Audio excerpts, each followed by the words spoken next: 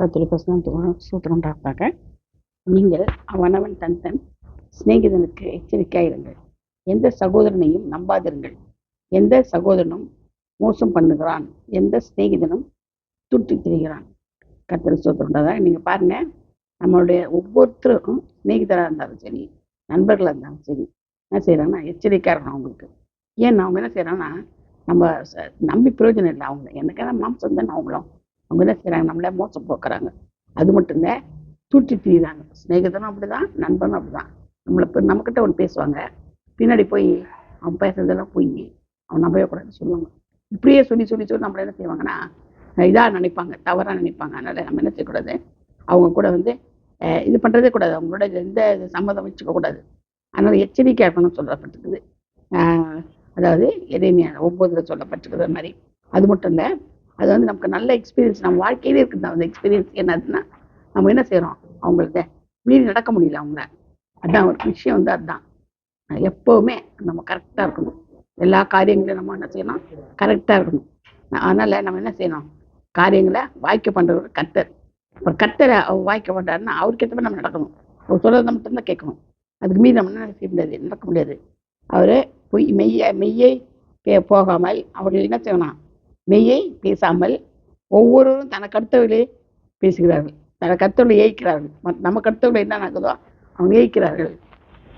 அது வேற ஒரு காரியம் உண்டு. அதனால நம்ம ரொம்ப ரொம்ப எச்சரிக்கை இருக்கணும். அது மட்டும் இல்லை, பொய் பேச தங்கள் நாவை பழக்குகிறார்கள், அக்கிரமம் செய்ய உழைக்கிறார்கள். அக்கிரமம் செய்து பாருன்னா உழைக்கிறாங்களாம். எப்படி அவங்க எதுக்கும் சம்பாதிக்கிறதுக்கு உழைப்பாங்க, இவங்க என்னத்துக்கு உழைக்கிறாங்களாம், அக்கிரமம் செய்யறதுக்கு உழைக்கிறாங்களாம். அப்போ பாருங்க, அது எத்தனைனா 9:5 சொல்லப்பட்டது, 5, 6, 4 அந்த மாதிரி வசனங்களை சொல்லப்பட்டது. கபடத்தின் நாவிலே குடியிருக்கிறாய், கபடத்தின் நிமித்தம் அவர்கள் என்னை அறிய மாட்டேன் என்கிறார்கள் என்று கர்த்தர் சொல்றார். பார்த்தீங்களா, கபடத்தின் நடுவிலே குடியிருக்கிறதுனால தான் கர்த்தரை அறிய மாட்டாங்களாம். நன்மை நாவை பழக்கிறான் நான் தீமை செய்யறதுக்கு நாவை பழக்கிறான், போய் பேசுறதுக்கு பழக்கிறாங்களாம். அப்போ பாருங்க எப்படி கத்துக்கிறாங்கன்னு பாருங்க.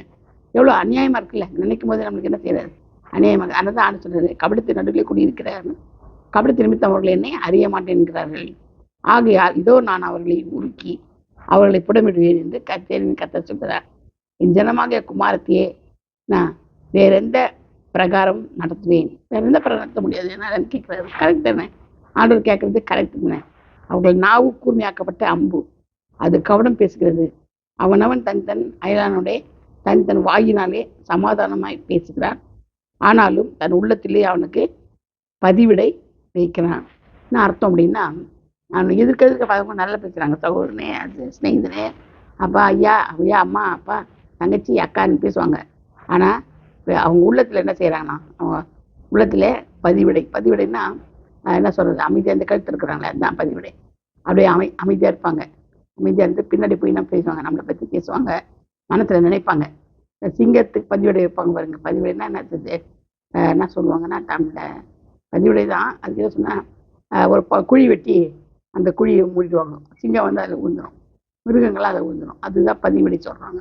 அந்த பதிவிடை விஷயமா சொந்தத்துக்கு வைக்கிறாங்க. அவங்க உள்ளத்தில் இருக்கலாம் அவனுக்கு பதிவிடை வைக்கிறாங்க. நிமித்தம் அவர்களை விசாரியாது இருக்கணும். இப்படி ஜாதிக்கு என் ஆத்துமா நீதியை சரி கட்டுகிறது. ஆண்டவர் சரி கட்டாது இருக்கணும்னு கேட்குறாரு. பாருங்க எவ்வளோ ஆண்டவர் துக்கப்படுறாருன்னு. நம்ம ஆண்டவரை துக்கப்படுத்தவே கூடாது. எப்பவுமே ஆண்டவர் நம்ம செய்யக்கூடாது, துக்கப்படுத்தவே கூடாது. நல்லா நேர்மையாக டைரக்டாக நம்ம டீல் பண்ணணும். டைரக்டாக ஏன்னு சொல்லுங்க, அவர் அதான் விரும்புகிறார். நம்ம அவரோட அன்பாக பேசி, அன்பாக பழகி, அவர் சொல்றதை கேட்டு, அவர் வசதிக்கிறதுல நம்ம பார்த்து வசனங்களை கீழ்ப்படிஞ்சு நடக்கும்போது அவங்க ரொம்ப அன்பாக இருப்பாங்க. நம்ம கூட ரொம்ப சிநேகிதமாக இருப்பாங்க. இந்த மாதிரி மனசில் ஒன்று வச்சுக்கிட்டு கருவி கொண்டு கேவலமாக இருந்தோம்னா நம்மகிட்ட என்ன செய்வாங்க, ஆண்டவர் போயிடுவாங்க. அவங்க அது மாட்டான். அந்த ஆத்மாவுக்கு நீதியை சரி கட்டாது இருக்கணும்னு கேட்குறாங்க. இருக்குமோ, சரி கட்டாது இருக்கணும் சொல்கிறாரு பாருங்க. அதனால தான் அந்த ரொம்ப துக்கப்படுறாங்க. அந்த வசனம் ஃபுல்லாக படித்து பார்த்தீங்கன்னா நமக்கு தெரியும், ரொம்ப கஷ்டமாக இருக்கும், நம்மளுக்கே கஷ்டமாக இருக்கும். மலைகளுக்காக அழுது துக்கம் கொண்டாடுவேன், வனாந்தரத்துக்காக புலம்புவேன். ஒருவரும் அலைகளை கடந்து போகாத வண்ணமாய் அவைகளை பாழாக்கம் மட்டும் கிடக்கின்றன. ஆடு மாடுகளின் சத்தம் கேட்கப்படுவதில்லை, ஆகாயத்து பறவைகளும் மிருகஜீவன்கள் எல்லாம் ஓடி சிதறி போயின. பார்த்தீங்களா, ஓடி போய் சிதறி போயிடுச்சோம்.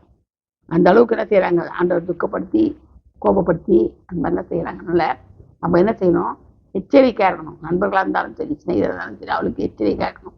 அனாவசியமான வீண் பேச்சு, பந்தா பண்ணுறது, அவங்களோட இருந்து கேவலமான தொழில் செய்கிறது, வீண் வார்த்தைகளை பேச புலப்புறது, அதெல்லாம் இருக்கக்கூடாது.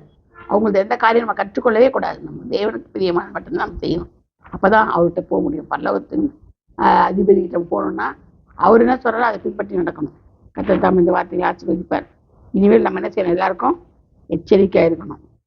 ஆண்டவரை மாத்திரம் நோக்கி பார்க்கணும். மற்ற இந்த மனுஷன் நமக்கு கிடையாது. மனுஷன் சாவகாசமே இருக்கக்கூடாது. இந்த வார்த்தையெல்லாம் கர்த்தர் ஆசீர்வதிப்பார், பாதுகாப்பாராங்க. ஆமென். ஹல்லேலூயா. சப்ஸ்கிரைப் பண்ணுங்க எல்லாரும். கர்த்தர் பிரசன்னமாக நம்ம வரங்களை பற்றி பார்த்தோம். சில நேரம் வந்து சாதாரணமான வரங்கள் எப்படின்னா தீர்க்கதரிசன வரம் இருக்குது, அபிஷேக வரம், முக்கிய வரங்கள் நிறைய இருக்குது. போதிக்கும் வரம் வந்து அதில் முக்கியமானது. நம்ம போதிக்கும் வரத்தை பற்றி பார்க்குறோன்னா, நம்ம போதிக்கிறோம் அப்படின்னா பர்ஃபெக்டாக இருக்கணும். வேதத்தின்படி நம்ம வேதத்தின்படி பேசணும். நம்ம அப்போ தான் போதிக்கிற அந்த திறமை வரும். வேதத்தை என்ன சொல்ல